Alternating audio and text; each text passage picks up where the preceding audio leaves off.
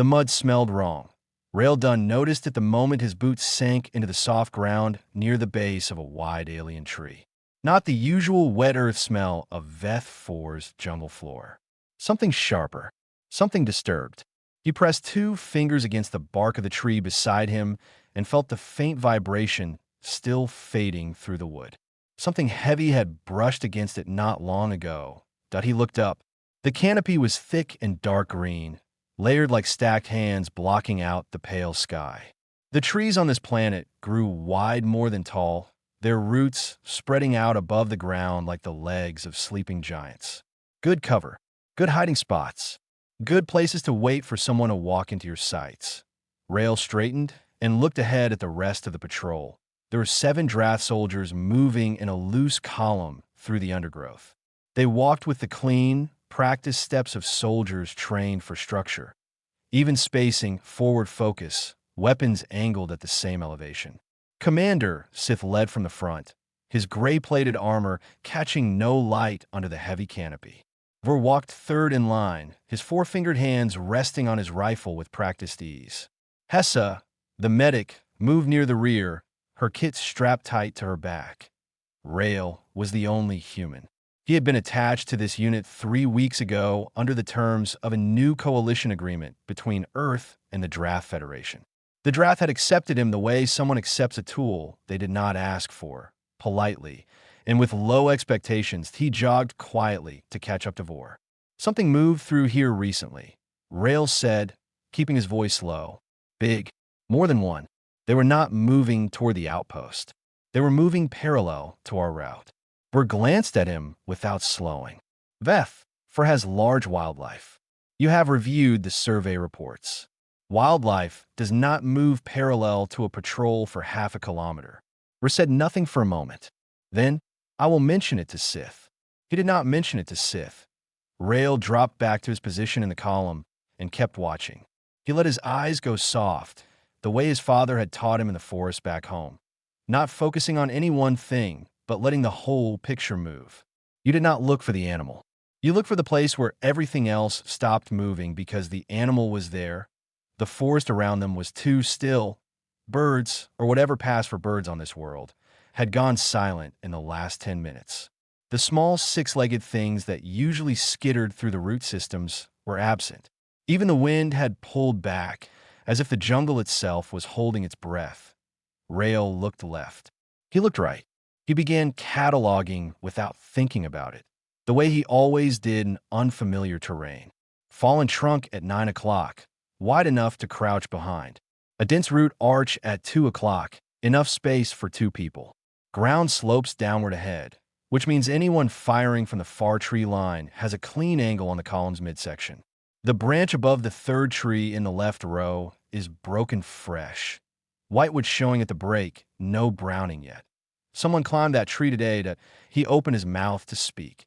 The first shot came from the left. A T hit the draft soldier in front of Vor and punched straight through his shoulder plate. The soldier dropped without a sound. Then the forest came alive with light. Energy pulses cutting bright lines through the green dark, and the watchers opened up from 3 directions at once. Contact left, contact right. Sith's voice hit the comm channel hard. Return fire, push forward. But there was no forward. The firing was coming from ahead as well, lower angles from behind the wide roots. The patrol was in a half ring, and the draft soldiers did exactly what their training told them to do. They dropped to one knee, faced their assigned sectors, and started shooting back into the trees, which was exactly what the watchers expected. Rail went flat against the base of a wide root and pressed himself into the gap between 2 of its legs. A pulse shot cracked the bark above his head. He did not fire back. He watched the muzzle flashes instead, counting them, placing them, reading the pattern point's 6 positions. Maybe 8. They were staggered, not lined up, overlapping fields of fire. The gap was at the far left end. The last position in the arc was firing slower than the others. Either one gun or one shooter, not 2. That was the weak end. The draft were taking fire and giving it back, but they were grinding. Pinned in place. The watchers could keep this up longer than they could. Rail looked down at the ground, near his hand, but a fallen branch lay in the mud beside him. It was old, thick as his forearm, dense with the strange heavy wood that Veth-4's trees produced. He had picked one up on the second day here out of curiosity and nearly dropped it. The thing weighed 3 times what it should have. He picked it up now, for scrambled in a cover beside him, breathing hard, eyes wide. The left flank is collapsing. We need to pull back to the trail junction. Rail shook his head. They want us to pull back. The trail junction is where they finish this. He tested the weight of the branch in both hands. We go forward, left side, into the gap. Vor stared at him, then stared at the branch. You're holding a piece of wood. Yes, Rail said. Follow me. He moved into the undergrowth before Vor could argue. Vor followed because there was nothing else to do. The rest of the patrol was pinned. Sith was behind a root cluster 15 meters back, firing into the trees and shouting coordinates that no one could act on. 2 Drath soldiers were down. The trail junction behind them felt less like a retreat route and more like a closing door as Vor followed the human into the dark. Rail moved differently than any soldier Vor had trained with. He did not run. He did not crouch walk in the practiced Drath combat posture with weight forward and weapon raised. He moved the way water moves, finding the gaps, sliding between roots, stepping only where the ground was firm. He did not look at the spots he was moving toward. He looked at the spaces between things. The shadows. The angles. Vor was good at jungle combat by Drath standards. He had trained in the Veth-4 simulator back at the Federation base. He knew the recommended procedures. He was realizing, following Rail through the actual jungle, that the simulator had been very wrong about several things. Rail stopped behind a thick trunk and held up one fist. Vor stopped. Rail pointed 2 fingers at his own eyes, then pointed left at a sharp angle. Vor looked. It took him a moment, but he found it. A watcher soldier crouched behind a root, barely visible, watching the firefight ahead and not watching his back. Rail did not shoot. He picked up a loose stone from the ground near his foot and threw it to the right. Hard. It cracked against a distant root system with a sharp sound. The watcher snapped his head right. Rail was already moving left, closing the distance in 4 long steps, and before the watcher turned back, Rail brought the branch down across his weapon arm with everything he had. The crack was loud. The watcher dropped his rifle. Rail had him on the ground a second later, incapacitated and secured with a strip of gear cord from his own pocket. Quick and quiet and done. Vor stared. Rail looked up and simply said, "One gone." Move. They moved. The left end of the ambush arc was thin. Rail had read it right. 2 shooters, not 4, and they were focused entirely on the main firefight. Neither was watching the angle Rail came from because nobody came from that angle. There was no cover there. There were only tangled roots and low branches and ground so uneven that any sensible soldier would avoid it. Rail was not avoiding it. He was using it. He moved through the tangle like he had grown up in it. Because he had. The forests back home were meaner than this. Undergrowth that grabbed your feet, trees that dropped branches without warning, slopes that looked walkable until they weren't. Veth-4's jungle was thick, but it was honest. It did what it looked like it would do. The second watcher heard something and turned. He was fast, faster than the first one. He swung his weapon up and fired. Rail dropped low and felt the pulse pass over his shoulder, close enough that the heat touched the back of his neck. He came up inside the watcher's arm reach, which was the one place a rifle was useless, and drove his elbow up hard. Then the branch. Then the ground point 2 down. Vor arrived half a second later, breathing hard, and crouched over the second watcher. He looked at Rail. He looked at the branch. "That is a piece of fallen wood," Vor said again. "Dense fallen wood." Rail was already scanning the next position along the arc. This planet's trees are heavy, denser than anything back home. First day here, I picked one up and almost fell over. He adjusted his grip. Good thing I did not put it down. From the comm channel, Sith's voice crackled. "Left flank report." "Left flank is clear," Rail said.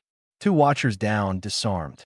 "I need the whole patrol to shift left and push on my position now, before the watchers notice the gap." A pause. Then Sith said, "You're on the left flank?" "You were in the center of the column." "I moved." Another pause, longer this time. Then, "All units, shift left. Move on the human's position."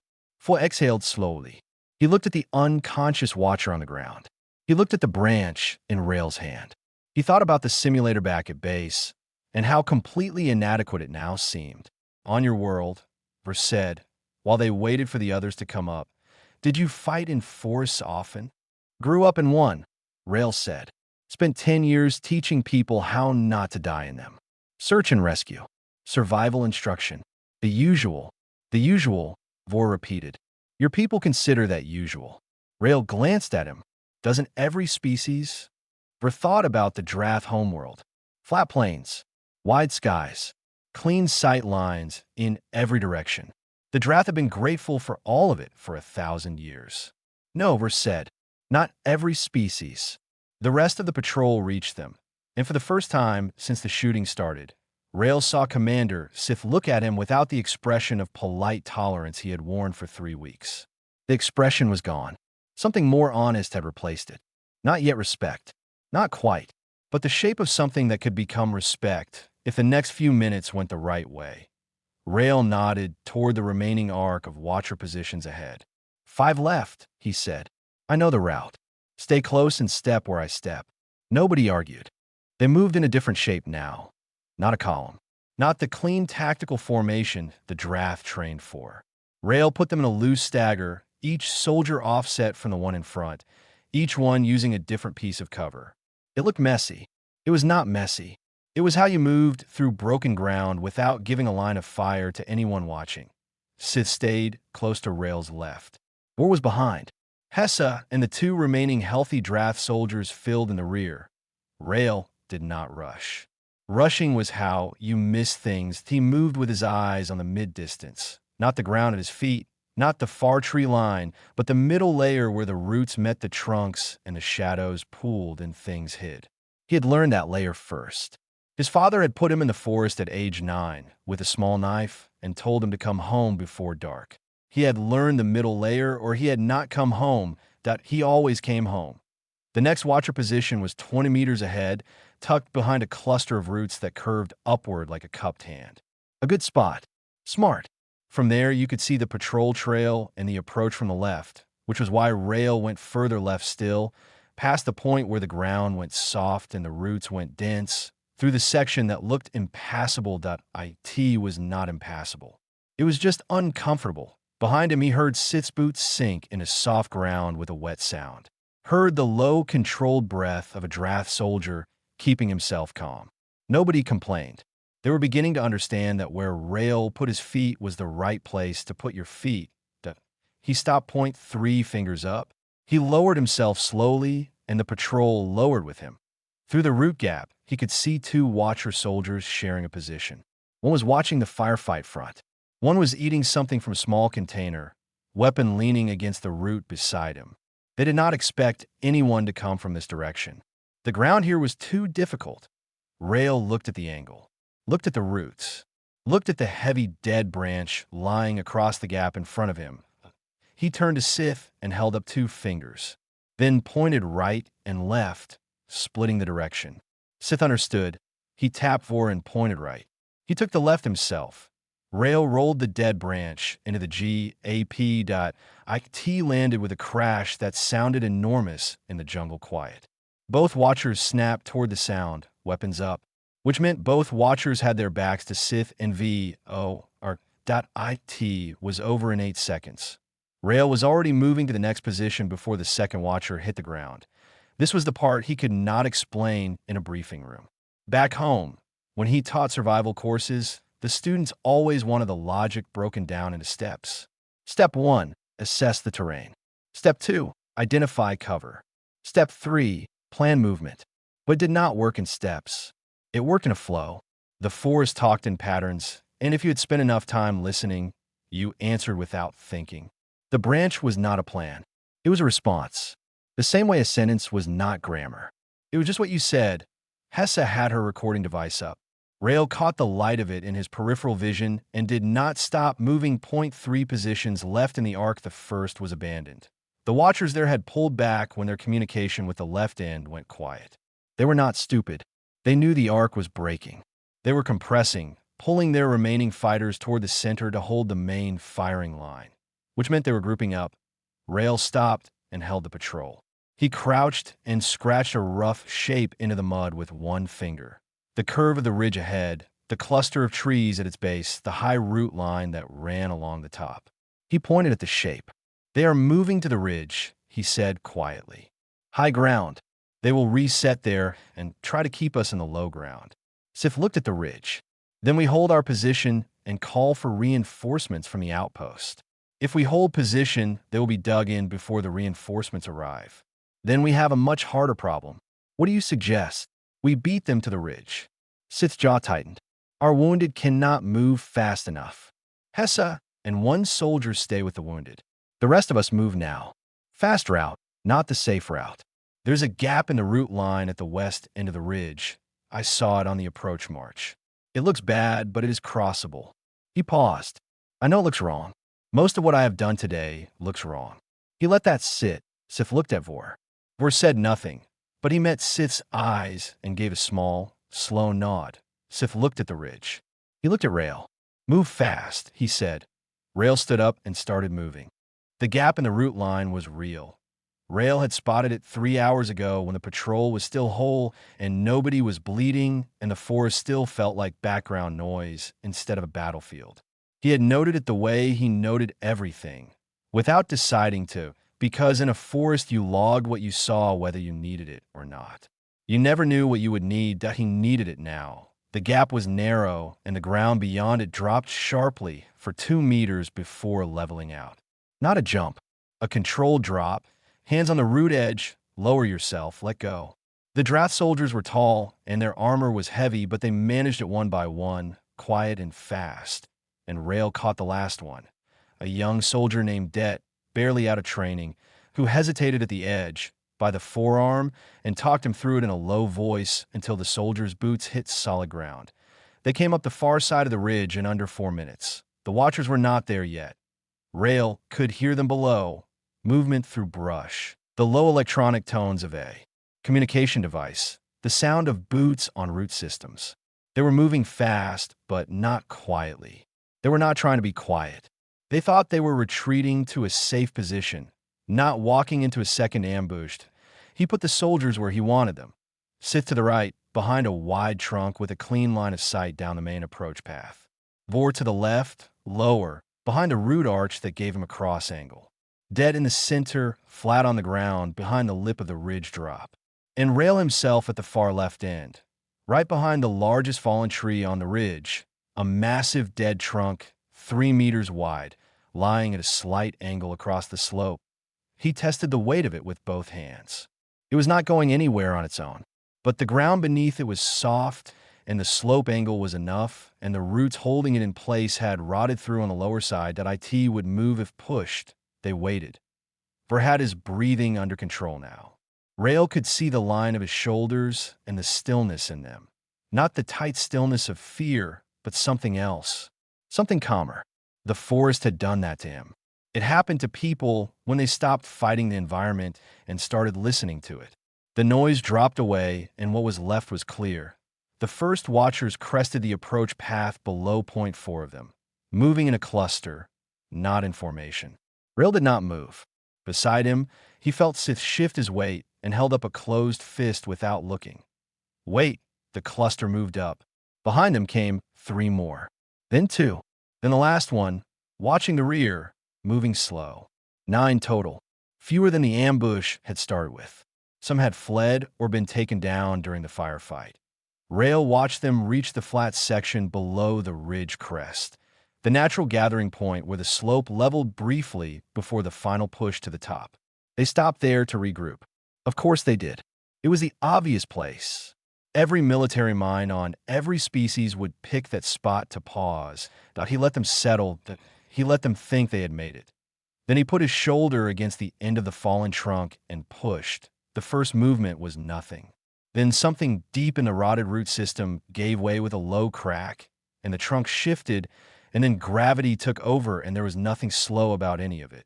The trunk hit the slope and began to roll. IT did not roll clean. It was too massive and too irregular for that.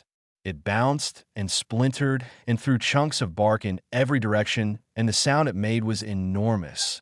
a deep crashing that hit the ridge like a physical thing, and the watchers below looked up at exactly the wrong moment. The trunk did not hit all of them. It did not need to. It hit the middle of the group and scattered the rest in every direction, and the moment they scattered, the patrol opened fire from 3 angles at once.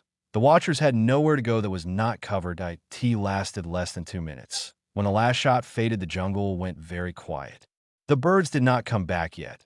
They needed more time, but the underlying hum of the planet's insects and small creatures began to creep back in around the edges, filling the space the gunfire had left behind.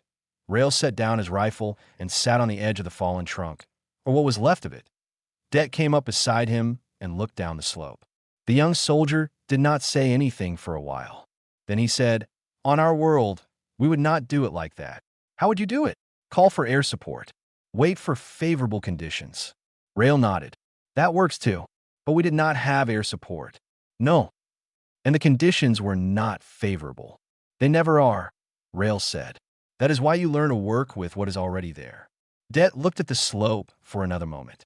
Then he went to check on the others, and Rail sat alone on the ruined trunk in the quiet jungle, listening to the insects come back. Hessa watched the footage alone. She had sent a soldier ahead to the forward outpost with the 2 wounded, and she was the last one down from the ridge, moving slowly and taking care of a deep gash in her own forearm that she had not mentioned to anyone. She treated it herself, sitting on a root, and while her hands worked, she had the recording playing on the small screen clipped to her kit. She watched Rail move through the forest. She had seen good soldiers before. She had been attached to Drath units in 7 different engagements across 4 planets. She knew what trained, effective combat movement looked like. This was not that, or it was that, but it was also something underneath that which she did not have a word for in the standard Drath vocabulary. The Drath moved through environments. Rail moved with them. She watched the moment he picked up the first branch. She watched the stone throw.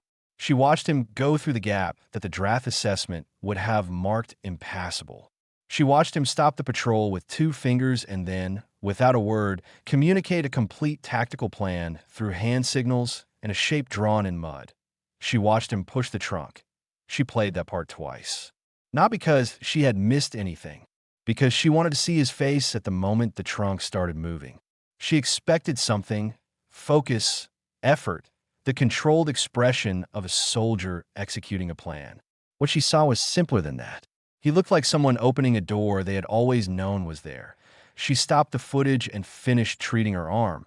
When she reached the patrol rally point, the others were there. Sith was standing apart, speaking quietly into his comm. Vor and Rail were sitting against a root system side by side, not talking. Det was cleaning his weapon. The other soldier, whose name was Ferris, was asleep upright against a tree trunk. Hessa sat down and opened her field notes. She wrote for several minutes. Then she looked up at Rail and said, "I want to ask you something." Rail looked over. "Go ahead." "On the ridge, when you pushed the trunk, you did not look at it the way I would look at a weapon I was about to use. You looked at it the way I look at something I have already decided about." She paused. "When did you decide?" Rail thought about it seriously. "When I saw the ground was soft under it. When I saw the angle was right." He paused. "When I noticed it on the approach march 3 hours before any of this started." Hessa nodded and wrote something down. Sith came back and stood in front of the group. He looked at Rail for a moment before speaking, with the expression of someone choosing their words carefully. "I owe you a correction," he said. "I dismissed your assessment on the approach. You were right and I was not. That will be in my report." Rail nodded once. "Appreciated. The outpost wants a full account of the engagement. They will want to speak with you specifically." Sith paused. "General Auric will review the report." Rail said nothing to that. Ver looked sideways at him. Auric is not known for his high opinion of humans in joint operations. "I know. You'll find your methods unorthodox. They are unorthodox. He may not see what you did as replicable. He may say you were fortunate." Rail picked up the shortened remnant of the original branch, still in his hand from the ridge descent. He turned it over once and set it down. "That is fine," he said. "He can think whatever he wants. The soldiers who are here tonight are alive. That is the only thing I care about." Hessa looked at her recording. She looked at the branch. She added a line to her notes. The human does not require credit to function. This is unusual. This is also important. She closed the notes and looked at the forest around them. The birds had come back fully now. The small six-legged things were moving through the root systems again. The jungle had returned to itself, unhurried and complete, the way it always did when the noise stopped. She wondered what it would feel like to grow up in a place like this, to learn its language as a child, to carry that language into a battlefield and speak it fluently while everyone else was still listening to static. She thought it would feel like what she had watched on that recording, like opening a door you had always known was there. General Auric read the report 3 times. He was not a man who read things 3 times. He was efficient by nature and had been efficient by practice for 40 years. He read reports once, formed his assessment, filed the assessment, moved on. That was the Drath way, and it was his way, and it had served him well across a long career. He read this 3 times. Then he pulled up Hess's footage that he watched it through without stopping. Then he went back and watched specific sections again. The moment in the undergrowth where the human crouched and threw a stone in the wrong direction to pull a guard's attention. The gap in the root system that his own field manuals would have marked as impassable terrain. The hand signals, the mud drawing, the trunk that he watched the trunk 3 times. What bothered Auric? And he was honest enough to admit that it bothered him in the private space of his own thoughts was not that it worked. Many things worked in the chaos of combat. Luck worked. Desperation worked. He had seen soldiers survive on nothing but both. What bothered him was that it was not luck, and it was not desperation. The human had seen the trunk on the approach march 3 hours before the ambush. He had noted it without knowing he would need it, the way you noted a spare tool you might use later. He had filed it and moved on, and when the moment came, it was just there, already decided, already placed, waiting.